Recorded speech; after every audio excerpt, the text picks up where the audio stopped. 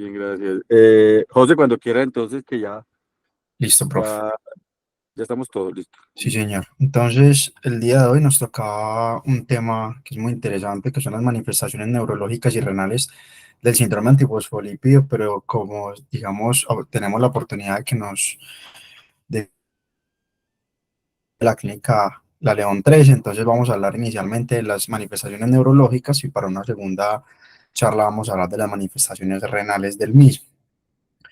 Entonces, si vemos las diferentes descripciones de lo que fueron los anticuerpos antifosfolípidos, estas descripciones vienen desde el siglo XX, donde inicialmente fueron descritos unos anticuerpos que fueron los anticuerpos de Wassermann, los cuales consistían en que estos se identificaron en unas cardiolipinas y se utilizaban para detectar principalmente pacientes con infección por treponema ensayos y en múltiples tubos donde empezaron a recolectar este tipo de muestras, evidenciaron que este tipo de anticuerpos fueron positivos en personas que no tenían sífilis y eso fue muy llamativo para digamos, para los diferentes médicos y químicos que empezaron a realizar estas pruebas y se empezaron a preguntar el por qué estas personas empezaban a tener este tipo de anticuerpos positivos en ausencia de sífilis. Y no fue sino hasta 1972 donde se empezó a observar una asociación con un inhibidor de la coagulación y los primeros reportes la asociaban o se asociaron con hemorragias. Por lo tanto, de ahí el volante lúpico. En 1983, la aparición de diferentes técnicas, afortunadamente, como la ELISA, se empezaron a describir los diferentes anticuerpos y acá ya salen las anticatilipinas IgM y IgG. Y en 1990 también se empiezan a describir no solamente las anticatilipinas, sino los antibetados glicoproteínas.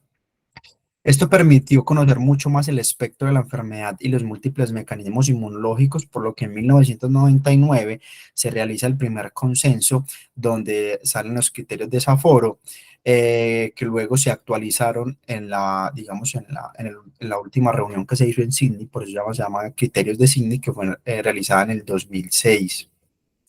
Y desde el consenso de Sydney se definió que el SAF es un trastorno mediado inmunológicamente y se va a caracterizar porque puede haber morbilidad gestacional y o eventos trombóticos arteriales o venosos asociados con anticuerpos antifosfolípidos persistentemente positivos. Y cuando hablamos de los anticuerpos antifosfolípidos, estos están presentes entre el 1 al 5% de la población en general, siendo no patológicos, con una mayor prevalencia en sujetos de mayor edad. Sin embargo, solo un subconjunto de pacientes desarrolla síndrome antifosfolípido. La prevalencia estimada del SAP se dice que es entre 40 y 50 por 100.000 sujetos, con una incidencia de 5 casos por 100.000 sujetos año. En la literatura se ha descrito una regla, que es la regla del 20%, que esta es citada clásicamente en los libros, en los libros o en los artículos clásicos de SAP, ya que se ha descrito que hasta el 20% de las trombosis venosa profunda no provocada se asoció con anticuerpos antifosfolípidos positivos, el 20% de los ACV en menores de 50 años tenían anticuerpos antifosfolípidos positivos y una morbilidad gestacional o materna dada principalmente por pérdida fetal recurrente, hasta el 20% se asoció con anticuerpos antifosfolípidos. Tener en cuenta que el SAF se subdivide en dos grupos, que está el SAF primario, que también se denomina el síndrome de Hughes, y está el SAF secundario, que está asociado con otro tipo de enfermedades, que las más comunes son las autoinmunes, hasta en un 50% de los casos, principalmente dado por lupus eritematoso sistémico. Y se ha demostrado que hasta el 10% de los pacientes que son clasificados como SAF primario, a lo largo del tiempo, más o menos en un plazo de 10 años, se les diagnostica lupus, por lo tanto pasan a ser secundarios. A medida que se ha estudiado más a fondo el síndrome antifosfolípido, nos hemos dado cuenta que el SAP no solamente son manifestaciones trombóticas, sino que eso se ha asociado con múltiples entidades. Si vemos la imagen digamos como la representación gráfica del SAP clínico, existe una amplia gama de manifestaciones asociadas al SAP y se han subclasificado. dependiendo también si son no trombóticas, microvasculares, inclusive catastróficos. Entonces, dentro de las no trombóticas se describen la trombocitopenia, las valvulopatías, las anemias hemolíticas con CUMS directo positivo, y la libido reticulares, con compromiso microvascular también genera una afectación en piel, riñón, corazón y pulmón. Y hablando específicamente de las neurológicas, está el ACV o el AIT, trombosis cerebral o retiniana, pero también están las manifestaciones no trombóticas como la epilepsia, la corea, entre otros. Teniendo en mente lo mencionado, por lo que si bien los criterios de Sydney modificados son criterios ya validados para SAP en diferentes consensos, cuando hablamos de los criterios de Sydney deben cumplir un criterio clínico que puede ser una trombosis vascular o un criterio obstétrico. Sumado a esto debe tener un criterio clínico, un criterio paraclínico, perdón, persistentemente positivo por más de 12 semanas, pero hasta este momento no teníamos en consideración otras manifestaciones clínicas del SAF. Y no fue sino hasta el 2023 donde el EULAR publica los nuevos criterios clasificatorios con el fin de ampliar un poco más el abanico clínico que puede tener el SAF. Y acá se describieron 6 dominios clínicos con un compromiso macro, como compromiso macro y microvascular, tanto arterial como venoso, el obstétrico, el cardíaco y el hematológico. Y entre los criterios paraclínicos adiciona no solamente la positividad, sino el grado y el porcentaje de positividad de los mismos y la persistencia durante el tiempo de estos. Y debe tener al menos un criterio clínico y uno paraclínico para continuar el algoritmo, y para realizar un diagnóstico debe tener tres criterios de los dominios clínicos y 3 puntos en el dominio paraclínico. Observando el rendimiento diagnóstico de los, digamos, de los nuevos criterios comparado con los criterios de desaforo, estos criterios aumentaron su especificidad, sacrificando un poquito su sensibilidad con respecto a los criterios de desaforo, vale la redundancia. Esto, digamos, va a permitir un poco más el conocimiento de lo que es el síndrome antifosfolípido y las manifestaciones clínicas. Y hablando específicamente de las manifestaciones en el sistema nervioso central, cuando buscamos en la guía EULAR del 2023, nos mencionan las condiciones trombóticas como el ACV isquémico, la trombosis venosa cerebral, la trombosis retiniana y otras manifestaciones neurológicas como por ejemplo son la cefalea persistente durante el embarazo, pero no tenemos, digamos, otras manifestaciones clínicas que se han descrito en el síndrome antifosfolípido. Entonces, por lo que si hablamos de SAF y compromiso en el sistema nervioso central, lo más descrito, como ya se mencionó previamente, son los eventos trombóticos, siendo la presentación más frecuente en casi 30% de los casos. Sin embargo, la evidencia más reciente apoya el concepto de que no solamente hay fenómenos trombóticos, sino que va a haber una disfunción neurológica asociada a los anticuerpos antifosfolípidos, que van a estar relacionadas con fenómenos vasculopáticos, también fenómenos inflamatorios e inclusive toxicidad o efecto neuronal directo. Teniendo en cuenta esto, observamos de una forma más esquemática las manifestaciones neurológicas que se han descrito en la literatura. Estas se pueden dividir en manifestaciones trombóticas y no trombóticas. Dentro de las manifestaciones trombóticas se describen el ACV y el AIT, la trombosis retiniana, pero también se describen unas manifestaciones menos comunes como el síndrome de Sneddon, el síndrome de vasoconstricción cerebral reversible, inclusive el síndrome de Moya-Moya. Y las no trombóticas, como son la epilepsia, la corea, trastornos del movimiento asociados, síntomas neuropsiquiátricos, cefalea como migraña con o sin aura, y también desórdenes inflamatorios como la neuromielitis óptica, o la mielitis transversa, las neuropatías periféricas como el síndrome del túnel del carpo, la polineuropatía, la mononeuritis múltiple. Y también hay un patrón que han descrito como el síndrome de esclerosis múltiple light y fenómenos disautonómicos. Todo esto vamos a hablar, digamos, en esta revisión. Si vemos el mecanismo fisiopatológico del SAF, a pesar de que la evidencia recopilada a lo largo de los años por sí sola se ha descrito más los fenómenos trombóticos en cuanto al fenómeno fisiopatológico de los anticuerpos antifosfolípidos, se han ejemplos en la unión directa de los anticuerpos antifosfolípidos digamos, a diferentes dianas las cuales van a ser afectadas por los mismos. Como vemos en la gráfica, aquí va a existir un mecanismo de mimetismo molecular porque por medio de las APC se van a activar las células, los linfocitos B, y los linfocitos B van a liberar diferentes anticuerpos, que entre esos van a estar los anticuerpos antifosfolípidos en pacientes susceptibles, y esto va a generar diferentes rutas de activación, las cuales van a desencadenar diferentes fenómenos fisiopatológicos. Entonces está la primera, la activación de los monocitos; la segunda, la activación del complemento; la tercera, lo que es la activación plaquetaria; y lo que va a generar, por ejemplo, la activación del complemento es que haya activación neutrofílica, se liberen diferentes sustancias proinflamatorias como son la interleuquina 1, el factor de necrosis tumoral alfa, que lo que me va a favorecer y a perpetuar es un estado inflamatorio, principalmente en la barrera hematoencefálica, volviéndola un poco más permeable, favoreciendo, digamos así, que se dañe la misma y por lo tanto generando daño en el sistema nervioso central.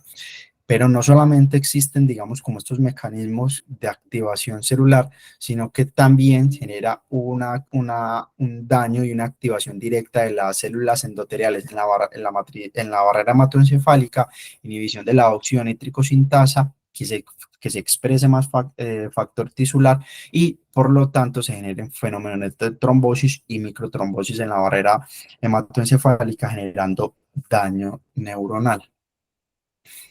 Gracias a esto se han determinado unos fenotipos que pueden estar en relación con diferentes manifestaciones neurológicas, pero que hasta el momento no se han comprendido completamente. Este fue un estudio publicado por el doctor Volkov en el 2020. Es un estudio de cohorte donde tuvo una muestra de 188 pacientes. 130 tenían SAF y 58 eran controles. Y se evaluó la presencia de 20 anticuerpos antifosfolípidos diferentes y su correlación con diferentes manifestaciones clínicas del SAF. Y se encontró que las manifestaciones, específicamente el sistema nervioso central, estaban correlacionadas con un perfil de anticuerpos antifosfolípidos específicos. Como vemos aquí en la tabla, para anticuerpos IgG contra protrombina, fosfatilglicerol, fosfatilinositol y anexina 5, pero hasta el momento en la práctica clínica, o digamos en la práctica clínica, nosotros no tenemos la disponibilidad de mandar todos estos anticuerpos, pero se evidenció que había una mayor correlación clínica en las manifestaciones neurológicas con este tipo de anticuerpos positivos. En cuanto a la neuroimagen, se han realizado la pregunta de que si existe algunos hallazgos que puedan orientar a si el paciente tiene SAF y si hay hallazgos específicos específicamente en el sistema nervioso central. Cuando evalúan diferentes neuroimágenes tipo de pacientes, los pacientes con SAF a menudo, pero no siempre, van a mostrar algunas anomalías en la neuroimagen. Las más comunes son, por ejemplo, áreas focales de hiperintensidad, pero de forma dispersa por toda la sustancia blanca subcortical. Si estas lesiones representan isquemia o fenómenos inflamatorios, hasta el momento no queda claro y no se ha estipulado si es actividad per se del fenómeno inflamatorio o que son secuelas de los fenómenos trombóticos. Se ha documentado también enfermedad de la sustancia blanca neurológicos focales, pero también en pacientes con SAF y, digamos, manifestaciones neurológicas mucho más grandes, como por ejemplo la epilepsia y disfunción cognitiva. Otra serie de casos han observado que se han observado múltiples infartos y zonas de encefalopalasia en la neuroimagen en pacientes jóvenes que presentan SAF y enfermedades neuropsiquiátricas. No difieren, por ejemplo, de otras manifestaciones en la resonancia de pacientes con depresión, encefalopatía o trastornos generalizados del movimiento, sea que tengan o no tengan SAF. Por lo tanto, la neuroimagen en sí es poco específica para sospechar síndrome antifosfolípido con compromiso del sistema nervioso central. Entrando más en materia, la enfermedad cerebrovascular, como se mencionó previamente, es la causa más común de las manifestaciones neurológicas del SAF y como evento tromboembólico hace parte de los criterios clínicos mencionados previamente en Eular y en Sopor y en Sydney, perdón. Dentro de este grupo tenemos el ACV, el AIT, la trombosis venosa cerebral, otros trastornos menos frecuentes que les vamos a mencionar, como son el síndrome de Sneddon, síndrome de vasoconstricción cerebral reversible y el síndrome de Moyamoya. Entonces, en cuanto al ACV y el AIT, son las formas más comunes de manifestación clínicas. En el estudio de cohorte Eurofosfolip, que fue uno de los estudios SAP, que incluyó 1.000 pacientes con síndrome antifosfolípido, el accidente cerebrovascular tuvo una prevalencia reportada hasta el 20% y el AIT se produjo en 11% de estos pacientes. Por otro lado, la frecuencia de anticuerpos antifosfolípidos en pacientes con ACV, esto es muy relativo. No significa que el paciente que tenga ACV y tenga anticuerpos antifosfolípidos tenga un síndrome antifosfolípido, sino que se ha visto una relación entre los anticuerpos antifosfolípidos en pacientes con ACV entre el 7 y el 15%, con una aparente relación dependiente de la edad, que se ha descrito que entre mayor edad, mayor positividad para los anticuerpos antifosfolípidos. Pero para tener en consideración, y ahorita hablamos un poco, que estos anticuerpos antifosfolípidos en la edad mayor, eso tiene que ver mucho con la inmunosenescencia y digamos, con la inhibición de la capacidad de la liberación de anticuerpos por medio de los linfocitos B. No significa que el paciente tenga síndrome antifosfolípido. Entonces, ¿qué pacientes uno debería sospechar que tiene síndrome antifosfolípido cuando tiene una ACV? Principalmente esos pacientes que son menores de 50 años, que se documentan unos anticuerpos antifosfolípidos persistentemente positivos, ya que los pacientes por encima de 60, 70 años, digamos, mayor positividad para estos mismos, el riesgo cardiovascular es donde más va a predominar en este tipo de pacientes, por lo tanto no se tienen en cuenta o tendría que ser un caso muy particular, principalmente en esos pacientes añosos donde, digamos, a pesar de que tengan positivos los anticuerpos, la causa más probable es enfermedad cardiovascular. Como vemos también en esta revisión sistemática, donde querían ver, la del lado derecho, donde querían ver la frecuencia de los anticuerpos antifosfolípidos y accidentes cerebrovascular en pacientes jóvenes, se encontró que la presencia de anticuerpos antifosfolípidos determina un aumento de hasta 5 veces en los eventos trombóticos cerebrovasculares en pacientes con ACV, principalmente menor de 50 años. Y el mecanismo principal que se ha descrito para el accidente cerebrovascular en este tipo de pacientes es trombótico y cardioembólico, pero muy interesante cuando se han hecho estudios de arteriografías y angiografías cerebrales, donde se documentan oclusiones y estenosis intracraneales que no necesariamente trombóticas, que van a representar hasta el 50% de los pacientes con SAP y accidente cerebrovascular. Y se ha observado un patrón similar a la vasculitis, lo que sugiere más un proceso vasculopático concurrente que un fenómeno trombótico como tal en estos pacientes. Entonces, la trombosis, cuando hablamos de la trombosis cerebral, es una complicación rara, como se ha descrito en diferentes series, pero también hay unas cohortes un poco más nuevas donde describen que el síndrome antifosfolípido puede contribuir inclusive a entre el 6 al 17% de las trombosis venosas cerebrales. Y se puede encontrar principalmente una positividad para las anticardiolipinas, que parece estar más relacionada con este tipo de fenómenos tromboembólicos entre un 7 y un 22% de los pacientes. Pero el tratamiento en general no va a cambiar, digamos, las pautas generales que van a hacer anticoagulación de forma indefinida. Cuando hablamos de las otras manifestaciones cerebrovasculares, vamos a ver el síndrome de Sneddon. El síndrome de Sneddon es una vasculopatía trombótica no inflamatoria, es lenta, que se considera lentamente progresiva, que se caracteriza porque hay una libido racemosa y eventos cerebrovasculares recurrentes, sean isquémicos o inclusive hemorrágicos. Se clasifica dependiendo de la positividad de los anticuerpos antifosfolípidos como primaria o positiva o secundaria negativa. Y el 41% de los pacientes, 41% de los pacientes con anticuerpos positivos se ha descrito, digamos, la positividad persistentemente en el síndrome de Sneddon. Los pacientes con anticuerpos antifosfolípidos positivos pueden tener inclusive un curso. El problema es que está derivado de que el conocimiento sobre el papel de estos anticuerpos en este síndrome, cuál podría ser su curso clínico y el tratamiento como tal es muy limitado, por lo tanto hasta el momento sabemos que la anticoagulación es el tratamiento de este tipo de pacientes siempre y cuando no haya ninguna contraindicación. En cuanto al síndrome de vasoconstricción cerebral reversible, también conocido como el síndrome de Cahill-Fleming, es un síndrome caracterizado porque va a haber una cefalea característica, que es una cefalea en trueno, que puede presentar síntomas severos, inclusive de isquemia, y son transitorios. Estos síntomas son derivados de la vasoconstricción de vasos medianos, sea en el círculo o en el polígono de Willis o en la circulación extracraneana. Comúnmente se manifiesta por una cefalea intensa con o sin la presencia de alguna focalización isquémica u otros trastornos neurológicos agudos, de los cuales pueden ser transitorios o pueden generar secuelas por el evento isquémico persistente. Por último, cuando hablamos del síndrome de Moyamoya, se habla principalmente que describen, Moyamoya se habla de un patrón radiológico de estenosis o una oclusión uniobilateral alrededor, sea el polígono de Willis, con una documentación de una proliferación de pequeños vasos anormales, como en forma de red, como lo vemos acá en esta arteriografía, que da como el signo de la bocanada de humo y se diferencia, ya que la enfermedad es una patología vasoclusiva progresiva que es idiopática, no es inflamatoria ni aterosclerótica, que puede afectar la carótida interna, supraclinoidea terminal, inclusive el polígono de Willis, y que se asocia, perdón, con un componente genético que es la mutación del gen, que es el RNF213, principalmente en pacientes asiáticos. A diferencia del síndrome de Moyamoya, que son estos mismos hallazgos radiológicos donde se documenta una causa secundaria que lo explique, como por ejemplo en pacientes con anemia de células falciformes, pero también está el paciente con síndrome antifosfolípido que se ha descrito esta entidad. Dentro de las manifestaciones no trombóticas empezamos hablando de la epilepsia.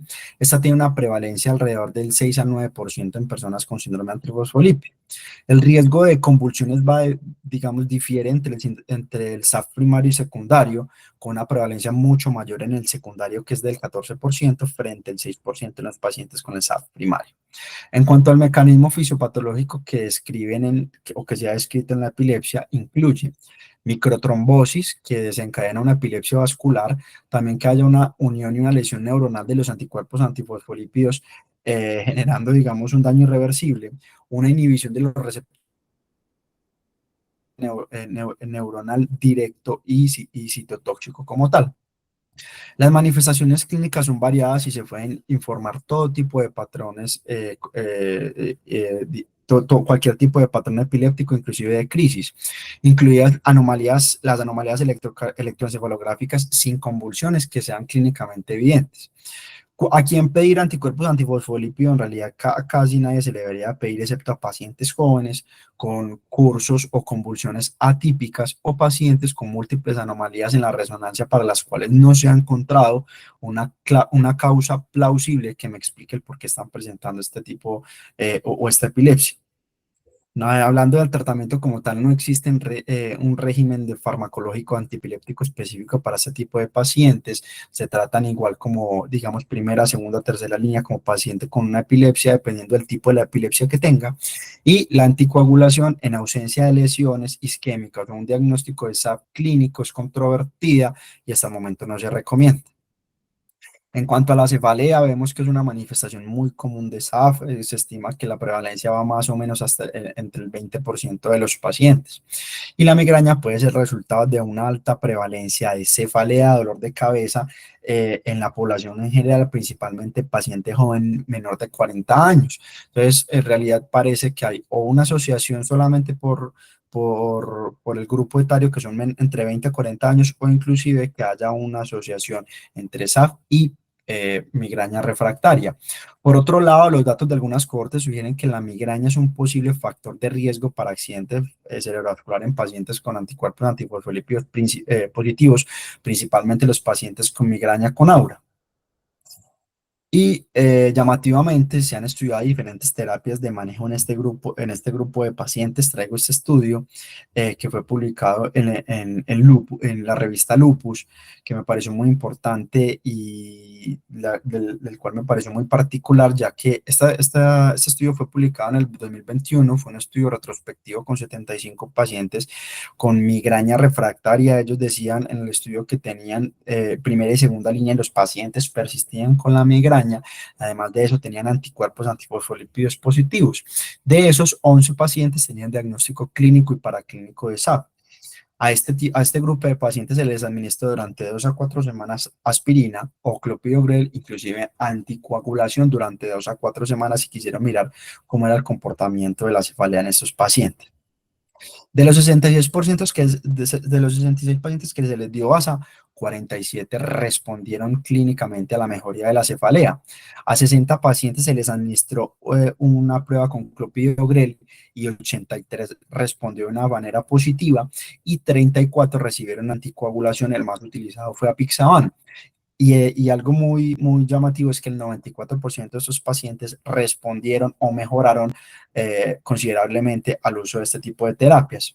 La tasa de respuesta de cualquiera de los tratamientos fue del 89%. Muchos pacientes también notaron una mejoría de los síntomas no relacionados con la cefalea como tal. Ningún paciente experimentó accidente cerebrovascular y tampoco hubo hemorragia importante durante el ensayo. ¿Cuál fue la consideración? Que fue un periodo muy corto, únicamente se siguieron entre 2 a 4 semanas. Hubo 10 pacientes que se siguieron durante 6 meses y 3 de esos tuvieron un sangrado, pero un sangrado menor, únicamente un sangrado mucocutáneo. Por lo tanto, no tenemos, digamos, como bases en cuanto a las guías para recomendar esta terapia, pero es muy interesante ver que en estos pacientes parece que la fisiopatología de microtrombosis persistentes en la migraña y fenómenos vasoclusivos mejoran con este tipo de tratamientos. Existe una entidad denominada la esclerosis múltiple like, que está descrita en el síndrome antifosfolípido. En general vemos que la esclerosis múltiple afecta predominantemente a mujeres en edad fértil y de manera similar a las mujeres o a los pacientes en síndrome antifosfolípido que afectan menores de 40 años. Se ha visto que la prevalencia de anticuerpos antifosfolípidos en pacientes con esclerosis múltiple se ha informado con un amplio rango entre un cohortes que solamente reportan un 2%, pero han habido cohortes que reportan una asociación hasta el 88%. La positividad de los anticuerpos antifosfolípidos puede ser más frecuente inclusive durante las recaídas o las exacerbaciones. Sin embargo, como trastorno autoinmune, la esclerosis múltiple se asocia con mayor frecuencia a autorreactividad de los anticuerpos, y la importancia de que yo tenga un anticuerpo antifosfolípido en esclerosis múltiple todavía está por determinar y faltan estudios para determinar, digamos, como la asociación. Pero cuando el paciente tiene, digamos, por ejemplo, una esclerosis múltiple versus un síndrome antifosfolípido que podría simular una esclerosis múltiple, hay hallazgos. Ejemplo, en síndrome antifosfolípido, las lesiones en sistema nervioso central tienden a mantener la forma y el tamaño al repetir, digamos, la exploración seriada o los múltiples estudios de neuroimagen seriados. Son predominantemente subcorticales en lugar de periventriculares como la esclerosis múltiple, no muestran la forma ovoide típica ni la predilección por el cuerpo calloso y pueden afectar el putamen y están menos asociadas con una reducción de la fracción parenquimatosa cerebral. En cuanto al estudio o al análisis de líquido cefalorraquídeo, estos pacientes con esclerosis múltiple light parece que tienen un recuento celular normal y hay ausencia de bandas oligoclonales, que estos, digamos, están mucho más a favor del síndrome antifosfolípido. Y como regla general, la detección de anticuerpos antifosfolípidos en pacientes con esclerosis múltiple debe reservarse únicamente para pacientes con características y cursos atípicos de la enfermedad. No significa que todo paciente con esclerosis múltiple se le mande anticuerpos antifosfolípidos. Y el inicio temprano de los tratamientos modificadores de la enfermedad en esclerosis múltiple se ha asociado con mejores resultados. Por lo que todos los datos de laboratorio, de imagen, inclusive los hallazgos clínicos, deben revisarse cuidadosamente antes de decir que el paciente tiene una esclerosis múltiple una esclerosis múltiple asociada a síndrome antifosfolípido, ya que eso es un diagnóstico prácticamente que requiere un grupo interdisciplinario para poder, digamos, dar pautas sobre esta misma. En cuanto a la neuromielitis óptica y los trastornos del mismo espectro de esta, son un grupo de astrocitopatías y canalopatías autoinmunes que se van a caracterizar por una desmielinización secundaria. El sello distintivo de estos trastornos de la mielitis transversa longitudinal óptica grave y a menudo son recurrentes. En la neuromielitis óptica se asocia frecuentemente con otros trastornos reumatológicos autoinmunes, que a los que más se describen es el Sjögren, la AR, inclusive el LES. Y en estos pacientes se ha visto anticuerpos antifosfolípidos positivos, con una positividad que va a variar entre el 19 al 46% de los mismos. Y se sospecha que haya una superposición de la misma, pero no significa que, digamos, que se asocie como tal a neuromielitis óptica, pero estos pacientes deben someterse a la detección de la QP4 o la aquaporina 4, ya que en lugar de anticoagulación de estos pacientes, cuando se sospecha que sea una neuromielitis asociada a SAF, pueden requerir inclusive inmunosupresión a largo plazo, que sería el tratamiento ideal en este tipo de pacientes. En cuanto a los trastornos del movimiento, aunque son raros, clásicamente se han considerado manifestaciones neurológicas no trombóticas del SAF. Y la hipótesis histórica que se ha manejado es que la oclusión de la arteria lenticuloestriada produce una isquemia de los ganglios basales y esto podría explicar la aparición de este tipo de trastornos. Pero también hay otra hipótesis, que es la hipótesis no trombótica, que existen varios informes en resonancias magnéticas que son normales y que hay una buena respuesta a la inmunomodulación y un efecto directo cada vez más estudiado de los anticuerpos antifosfolípidos sobre el tejido neuronal, como se mencionó previamente. Aún no se ha determinado si los trastornos del movimiento relacionados con el síndrome antifosfolípido se deben a daños de la sustancia blanca y ganglios basales inducidos por anticuerpos antifosfolípidos. Cuando hablamos, digamos, de los diferentes trastornos del movimiento, el más común y más conocido es la coria. La coria tiene una prevalencia en síndrome antifosfolípido que va a oscilar entre el 1.3 al 4.5% de los pacientes. Es mucho más común en mujeres con una edad de aparición entre los 20 y 44 años. Y en una minoría de pacientes hay signos de cuadro. La corea puede ser generalizada o afectar un solo lado del cuerpo y puede evolucionar durante varias semanas o en algunos casos puede persistir durante mucho más tiempo. Se ha visto y relacionado que un desencadenante de la coria en pacientes con SAF puede ser los anticonceptivos orales. Adicionalmente a esto, la corea puede aparecer en pacientes con títulos elevados de anticuerpos antifosfolípidos sin síndrome antifosfolípido manifiesto u otras manifestaciones inmunomediadas. Y a lo largo del seguimiento, llamativamente, en esos pacientes con un diagnóstico clínico con criterios clínicos de SAF, por lo que se ha postulado que la corea puede ser una manifestación clínica previa al debut del síndrome antifosfolípido. El problema está es que se desconoce en cuánto tiempo o cuál es la relación tiempo causal para el desarrollo del SAF en pacientes con corea. Cuando miramos el comportamiento de la corea en pacientes con SAF, aquí les tengo un estudio retrospectivo donde se recolectaron 32 pacientes con corea que tenían LES o que tenían SAF. De estos, 12 pacientes tenían diagnóstico clínico por criterios de Sydney de SAF y se observaron que la corea puede afectar todas las partes del cuerpo, suele tener una gravedad leve a moderada y a menudo se asocia con otros trastornos neurológicos del movimiento, como por ejemplo la ataxia y distonía. El tratamiento implica alivio sintomático con antagonistas de los receptores DOPA, pero a menudo también responde muy bien a la inmunosupresión con corticoides e inclusive con ciclofosfamida. Otros trastornos del movimiento que se han reportado con una prevalencia muy baja, de hasta el 3%, incluyen el balismo, la disinesia e inclusive el parkinsonismo y la ataxia cerebelosa, pero no hay claridad sobre esta y su relación con el síndrome antifosfolípido. En cuanto al nervio periférico, la afectación de los mismos puede ser consecuencia de una trombosis de la vasa vasorum o inclusive un fenómeno vasculopático derivado del SAF. Y como, digamos, como se ha escrito previamente, la presentación del nervio periférico puede ser inclusive una mononeuritis múltiple o un daño nervioso directo de los anticuerpos hacia, digamos, hacia alguna de las porciones de la rama, o de la raíz.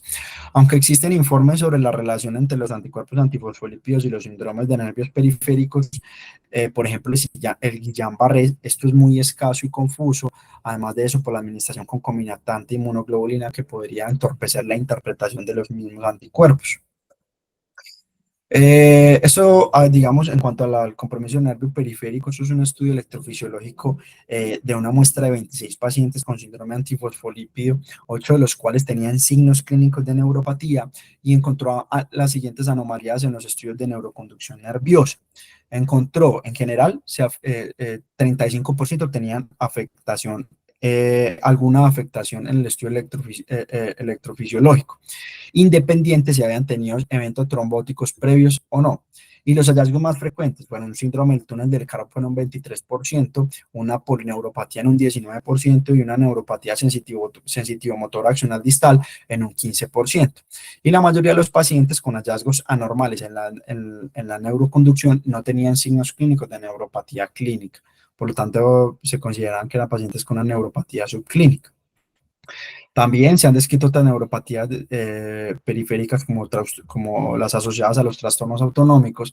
Entonces se ha descrito como el síndrome de dolor regional complejo, la hipertensión estructural, y se postula que se debe a una disfunción también de la vasa vasorum, fenómeno trombótico o de fibras pequeñas mediadas por la autoinmunidad, y su tratamiento no va a variar de los pacientes que, digamos, de SAF frente a los pacientes que no tienen SAF. Como conclusión, nos falta mucho por conocer de las manifestaciones clínicas del SAF. Dentro de las neurológicas todavía falta mucho por dilucidar y mucho trecho que abarcar. Los anticuerpos antifosfolípidos son el pilar de la fisiopatología, pero todavía no sabemos qué hacer con los mismos. Hasta el momento, el único manejo propio que tenemos claro del síndrome antifosfolípido es la anticoagulación cuando se presenta un fenómeno trombótico, y existe un gran bache en cuanto a las terapias adicionales, y hasta el momento son muy pocos los medicamentos que han mostrado o han generado un impacto importante en esta entidad. Los pacientes con SAP requieren de una valoración y seguimiento multidisciplinario junto con el grupo de neurología para acompañamiento, inclusive para el manejo de las comorbilidades y manifestaciones neurológicas que requieran un manejo en particular. Y por último, debemos empezar a ampliar el espectro clínico del SAP, teniendo en consideración que esta puede afectar casi cualquier